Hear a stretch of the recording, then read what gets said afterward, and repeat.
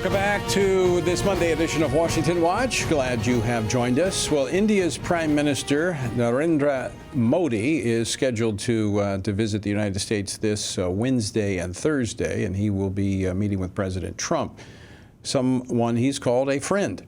Well, in a tweet today, Modi said that the visit will cement India-U.S. friendship and boost ties in diverse sectors.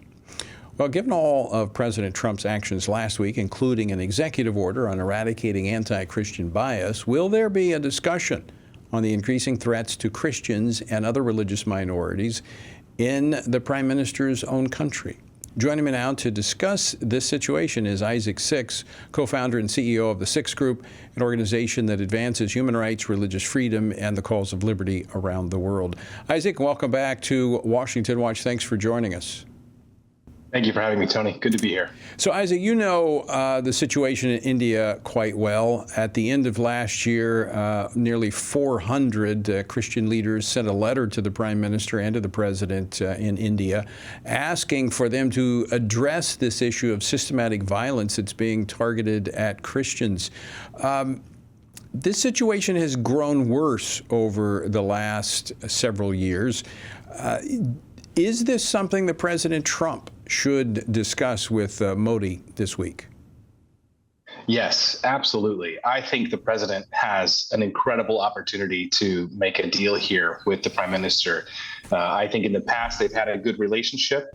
And this is an issue the president's made clear is at the top of his foreign policy agenda. He made that clear last week during the National Prayer Breakfast. He made it clear with the creation of the White House Faith Office. And the vice president made it clear at the International Religious Freedom Summit. So they have an opportunity here to make an arrangement that's going to help both India and Americans, especially Christian Americans who are looking at this and are incredibly concerned about the amount of persecution that's happening in some parts of India.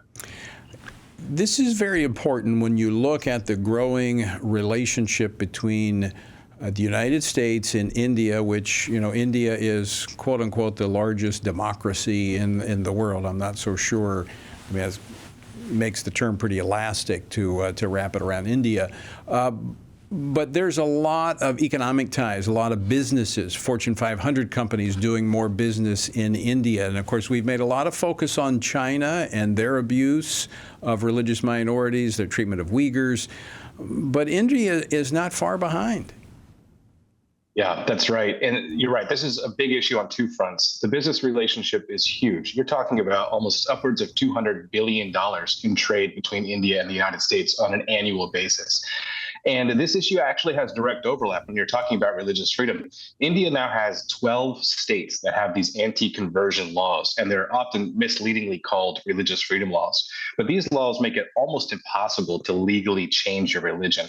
And there have been hundreds of Christians over the last few years in these 12 states who have been arrested or charged with criminal penalties for basic things like praying for the sick or attending a church service. I've met with these Christians. I've been in their homes, seen the bruises from the beatings they've taken for it.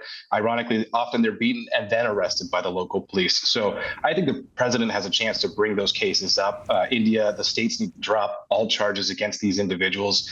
But we're talking about 12 states. That means 700 million Indian Christians and Indians, citizens in those states who are not free to simply choose and change their religion as their conscience dictates. So that's a big issue. And that directly impacts business in the country. It directly impacts our business with India. So I think this is something the president has an opportunity to have a win on. Now, Isaac, during my time on the U.S. Commission on International Religious Freedom, we tracked India. In fact, there were some that wanted to see India as listed as a country of particular concern. This threat to Christians is similar in some ways to what we've seen in Nigeria, in that the government is not directly perpetrating it, although they're fueling it with some of their statements, their anti-Christian statements, but they're turning a blind eye to those who attack Christians. Is that an accurate assessment of still what is happening there? That is accurate. And really at the local and the state level is where we need to see change. That's where Christians are getting arrested. Pastors are being arrested for holding simple church services.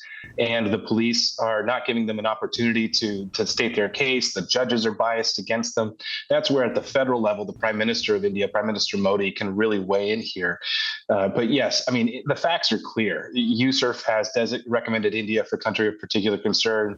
Open Doors has India at number 11 on their watch list. Global Christian Relief on their red list has India as number 1 globally for destruction of Christian places of worship and buildings.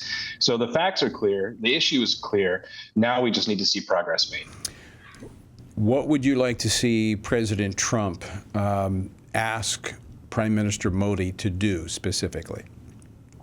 Specifically, the top ask is for the release or the dropping of charges against the Christians at these local levels who've been arrested or charged under anti-conversion laws. We need to see that stop. And I should be clear, there's parts of India where you can practice your faith freely and not have issues. It's a big country. Places like Delhi and others, you can have a church and be fine. But in places like Chhattisgarh and Andhra Pradesh, there needs to be a dropping of these charges. So if the president could just ask the prime minister about those who've been charged with crimes under anti-conversion laws, that would be a win in and of itself. Does at the federal level there, the prime minister have the authority to weigh in with those state leaders? I would guess, without looking closely at the laws, that he's not able to directly cause those charges to be dropped. He's just going to have to informally talk to state leaders, talk to local leaders, and ask for... Same way we do it here in this country. There's always strings attached, and there's ways to encourage people to do the right thing. Isaac, We're out of time. I want to thank you for joining us. Appreciate the work that you do.